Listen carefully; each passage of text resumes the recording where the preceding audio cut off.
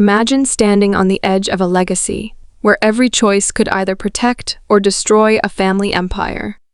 Yellowstone fans, buckle up. Taylor Sheridan's universe is about to explode with new twists. While we've been busy watching each new chapter, the first promised spin-off, 4 Sixes, has been quietly waiting in the shadows. Ever wondered why it hasn't aired yet? Or what big role Matthew McConaughey might have? I've got all the latest updates on 4 Sixes, the Dutton family, and where it's all heading. So, hit that subscribe button and ring the bell. You're not going to want to miss this.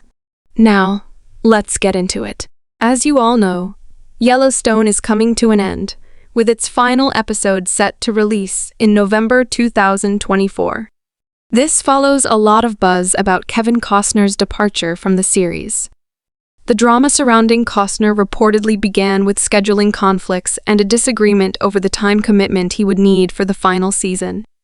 Meanwhile, Costner has been working on his own passion project, Horizon, which contributed to the tension between him and the Yellowstone production team. Sheridan himself admitted that while it's been tough to navigate, the final season will wrap up John Dutton's story in a way that honors the character and the show's journey.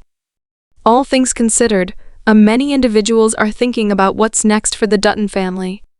As a matter of fact, one of the most well-known fan speculations is that John Dutton's cherished Yellowstone farm might be lost in the last episodes, which could lead us to a few energizing improvements at the 4 Sixes farm. As one farm goes, another farm comes into the scene. Do you suppose Yellowstone farm is replaceable? At any point might 4 Sixes at any point be Yellowstone? Tell me your thought process in the remarks beneath. This carries us to 4 Sixes. It's been a long time since Sheridan originally reported that the side project would be essential for the Yellowstone universe. Anyway, what's the burglary?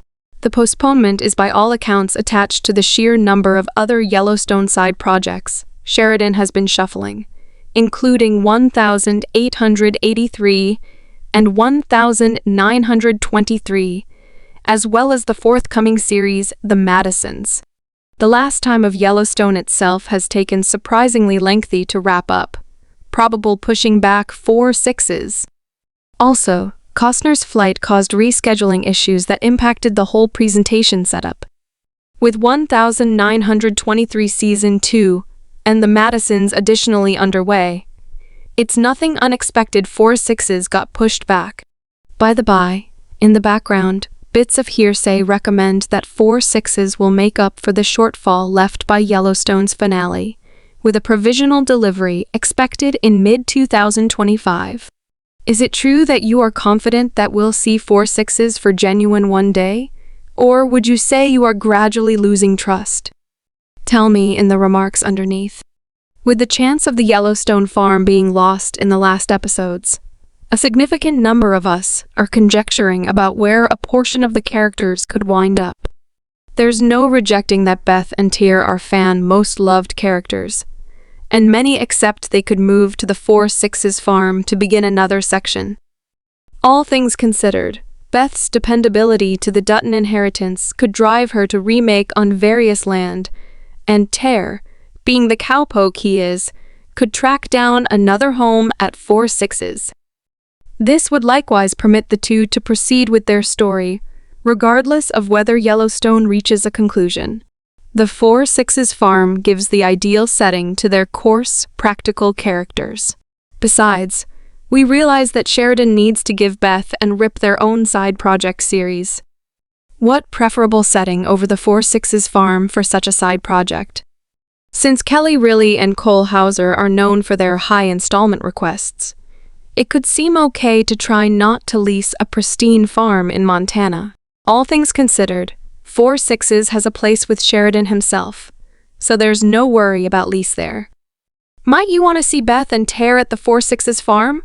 Or how about they have an alternate show for themselves? I can hardly hold back to hear your considerations. Unfortunately, Sheridan has been tight-lipped about the couple's fate. But in an interview, Hauser hinted at Rip's journey evolving beyond Yellowstone. Rip's a cowboy at heart, and wherever the land takes him, he'll follow, Hauser said, fueling speculation about Rip's future at 4/6 even more. Now, let's talk about Jimmy, played by Jefferson White, who was initially thought to be the leading character for 4/6. We can all agree that he's come a long way from being the awkward, inexperienced ranch hand to one of the most compelling characters in the series. His journey of growth makes him the perfect lead for 4/6. After heading to Texas to train at the ranch, he finds both his skills as a cowboy and love with Emily, marking the beginning of his new adventure. Do you think Jimmy is strong enough to carry 4/6 alone? Drop your thoughts in the comments. As per Sheridan, Jimmy typifies the basic beliefs of cattle rustler culture: dedication, difficult work, and respectability, making him the best person to lead the side project. His change from a miscreant to a capable farmer represents the core of what 4/6 will be about, carrying on the practices of the American West in a cutting-edge world. In a meeting, White said that Jimmy's process has been one of learning the most difficult way possible, yet additionally one of self-disclosure. That makes him an intriguing person to lead the following part of the Yellowstone story. Nonetheless, we should concede that he probably won't be a sufficient lead to convey a whole show alone, which is the reason it's a good idea for Beth and Tare to go along with him, framing a more grounded cast of characters. Furthermore, discussing driving men, we should not disregard Matthew McConaughey. McConaughey stays the most grounded competitor to star in the Yellowstone establishment after Costner's exit, and all signs highlight him joining 4/6. In the event that you didn't have the foggiest idea, McConaughey has profound Texas roots and a genuine association with cowpoke culture, making him a characteristic fit for the farm-focused storyline. He grew up around steers farms, and he's no more abnormal to the rancher way of life. In a meeting with Texas Month to Month, he shared, "I've generally felt a family relationship with the cattle rustler lifestyle. There's an opportunity and straightforwardness to it that I believe we are in general attracted to." In spite of the fact that McConaughey was at first reputed to be assuming control over the lead in another Yellowstone spin-off, it currently appears to be more probable that he could join 4/6 as the proprietor of the farm. Sheridan has forever been enthusiastic about genuineness, and having a Texan like McConaughey star in 4/6 could carry an additional layer of authenticity to the series.